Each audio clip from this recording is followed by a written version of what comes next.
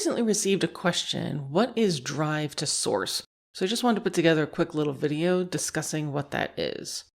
So drive to source is a dog's desire as well as their effort to try to get as close to source as possible. But then the question is, okay, but what is source? So source is the hide that we're setting within the space, or basically where odor is emanating from. So we don't necessarily care where odor is going. That's not what we want our dogs to tell us ultimately. They may paint us a picture during the search, but we actually care about where the hide is. So for my purposes, I work with several different hides when I'm doing training. So that could be food, that could be paired odor hides, or that could be an odor hide such as a scented cotton swabs that is scented with birch, anise, or clove as an example. And that will be within an odor vessel such as a metal tin, a straw, or a tube.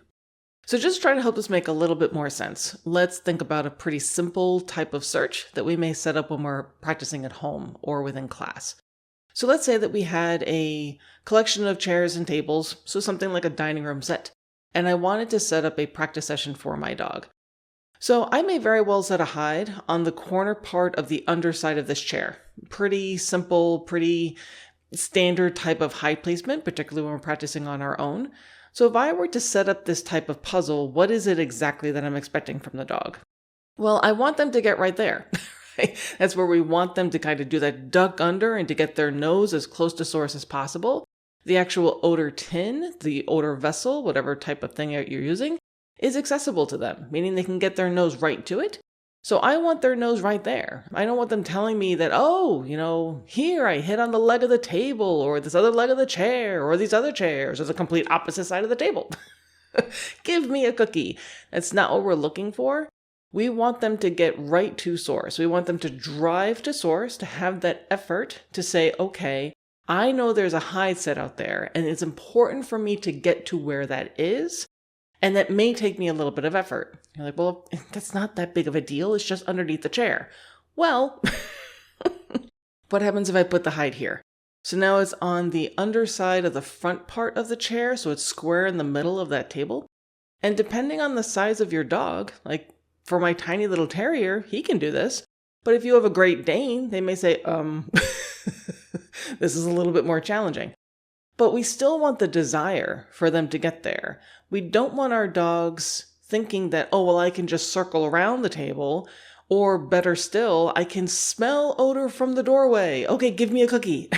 Right? So that's really what drive to source is. And we're talking about this in the context of everything else that we're trying to develop when we're training scent work, is we want to recognize that all these skills are all living, breathing things that we have to pay attention to, we have to cultivate and maintain. So if you are working on something such as a final trained response or some other type of behavior that your dog has to offer in order to get reinforcement, if you focus too much on that, the dog may then say, you like it when I sit, or you like it when I poke my nose on things, or you like it when I look at you, or whatever it is. That they may say, is this close enough, right? So maybe me being 5, 6, 10, 20 feet away from where the hide is, I'm still in odor. Could you still give me a cookie? So I want to share with you guys a couple of videos that I took with my tiny terrier just to try to help this make a little bit more sense of what it is that we're talking about when we're discussing drive to source. So I set a hide on top of one of the seats of the chairs, and he gets right in there. What a good little guy. So we're making it a little bit more challenging as far as offering some barriers. So again, a treat is set on top of the chair, but this is what we're looking for, is for the dog to know, I need to get in there. And he's very successful. What a good boy. Here's a more challenging setup. So now the treat is not set on top of the chairs, it's set over by that fireplace on the ground. So we see some really nice interest in odor, which is wonderful. And then he kind of goes, wait a minute. I smell odor somewhere else. And this is also a very good example of, wait a minute, that's not what I expected. And if you see in the back, those are all of my treat containers, and you'll notice one of the lids is all open. So he is hunting for food. So this is another good example of making certain that you're careful with your searches. So there's that sponging behavior that Michelle Ellertson had talked about, where he's trying to get some idea of where odor is going using horizontal planes in order to do that. But it's a good example of, let's say you had your odor kit out. That would be a very high concentration of odor. The dog may show a little bit of interest, but then they're probably going to go back to work, which you're going to see here in just a second from him.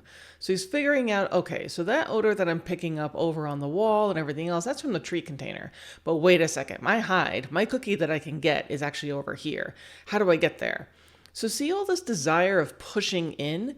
Yes, it's all kind of blocked. He has to really problem solve in order to get there, but he's not looking back at me going like, all right, lady, give me the cookie. He's trying to figure out how he can get there on his own without asking for help. And that's what we're really looking for. And look at that bravery. Oh, what a good little guy. That's what we really mean when we talk about drive to source. Is the dog's desire to get as close to source as possible, ideally without looking for a whole lot of help, and understanding that source is what we care about.